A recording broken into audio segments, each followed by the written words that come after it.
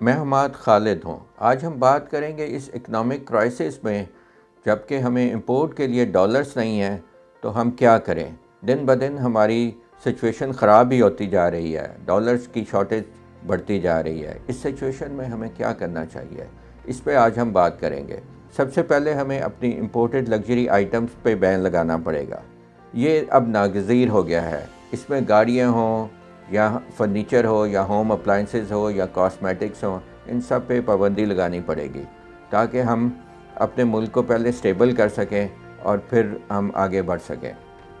Number 2، ہمیں اپنے industry کو چلانا پڑے گا۔ ان کے لیے ہمیں ڈالرز کو اویلیبل کرنا پڑے گا، ان کے لیے ہمیں امپورٹ کی اجازت دینی پڑے گی، کیونکہ اگر انڈسٹری بند ہو گئی تو سارا ملک بے روزگار ہو جائے گا اور ہم رک جائیں گے، ہمارا جو اکنامک سرکل ہے وہ رک جائے گا۔ تو اس کے لیے ضروری ہے کہ ہم انڈسٹری کو چلتا رہنے دیں، اس کو کسی طرح چلائیں۔ اس کے لیے ہمیں پریورٹی دینی پڑے گی کہ کم از کم وہ انڈسٹری جو 50% ویلیو ایڈیشن کرتی ہے، یعنی 50% لوکل کنٹینٹ یوز کر رہی ہے، ہم ان کو پریورٹی دیں اور ان کو چلائیں، تاکہ دوسرے جو انڈسٹری ہے جو کم ویلیو ایڈیشن کر رہی ہے وہ بھی انکریج ہو کے 50% اور اس سے اوپر ویلیو ایڈیشن پہ جائے، تاکہ ہم زیادہ سے زیادہ لوکلائزیشن کر سکیں اور ہمیں کم سے کم امپورٹ کرنی پڑے۔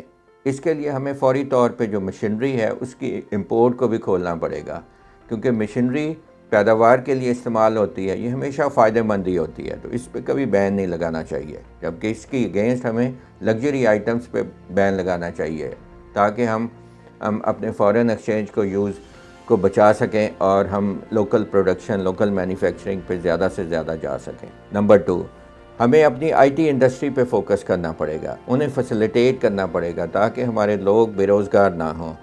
اس میں بہت سی انہیں بھی مسائل آ رہے ہیں، اسپیشلی پیمنٹ ٹرانسفرز کے مسائل ہیں، اسکل بلڈنگ نہیں ہے، ہمیں نالج کے لیے ان کو فیسیلیٹیٹ کرنا ہے، اسکل بلڈنگ کے لیے اس انڈسٹری کو فیسیلیٹیٹ کرنا ہے تاکہ یہ انڈسٹری اپنے آپ کو اپ گریڈ کر سکے۔ نمبر 3، ہمیں اپنی امپورٹ کو تھوڑا اوپن کرنا پڑے گا تاکہ ہماری انڈسٹری چلتی رہے۔ ہمیں اسی طرح کرنا پڑے گا جس طرح آج سے 6 7 10 سال پہلے جب ہمیں شارٹیج ہوئی تھی ڈالرز کی تو ہم نے انڈسٹری کو الاؤ کر دیا تھا کہ جی وہ چیزیں امپورٹ کریں، اس کے لیے انہیں ایل سی کھولنے کی ضرورت نہیں تھی، وہ باہر سے ڈالرز ارینج کرتے تھے اور اپنی چیزیں امپورٹ کر کے اپنی فیکٹریز انڈسٹریز کو چلا رہے تھے۔ ابھی اس کرائسس کی سچویشن میں، اس چیلنجز میں ہمیں دوبارہ یہی فیسلٹی ان کو دینی پڑے گی تاکہ ہماری فیکٹریز جو ہیں وہ چلتی رہیں اور لوگ بے روزگار نہ ہوں۔ نمبر 4 یہ کہ ہمیں ایجوکیشن ایمرجنسی نافذ کرنی پڑے گی۔ ہمارے ہاں سکلز اور نالج کو اضافہ کرنے کی سخت ضرورت ہے۔ دنیا جو ہے وہ ہائی سکل پہ ہائی نالج انڈسٹری کی طرف شفٹ ہو گئی ہے۔ انسکلڈ جابز، انسکلڈ اور نان سکلڈ کام جو ہے وہ ختم ہو رہے ہیں دنیا میں۔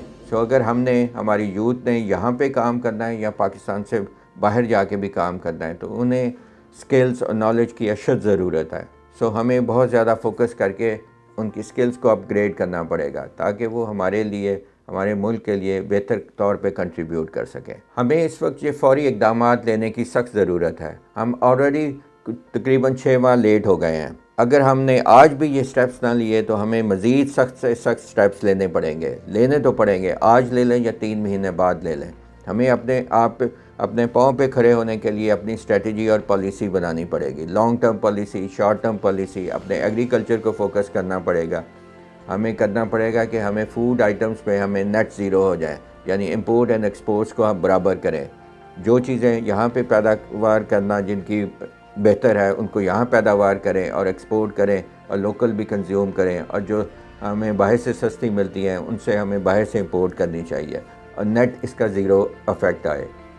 اس وقت ہم تقریباً $15 بلین کی امپورٹ زیادہ کر رہے ہیں صرف ایگریکلچر پروڈکٹ کی۔ ہم ایک ایگریکلچر والا کنٹری ہیں، ایگریکلچر کنٹری ہے، ہمیں چاہیے کہ اس ایگریکلچر پہ 2-3 سال فوکس کریں اور ٹارگٹ کریں گے نیکسٹ 3 ایئرس میں ہم نے ایگریکلچر میں ایٹ لیسٹ نیٹ زیرو ہو جائے۔ اگر ہم ایکسپورٹیبل سرپلس میں نہیں ہیں تو کم از کم ہم امپورٹنگ کنٹری بھی نہ رہیں ایگریکلچر میں۔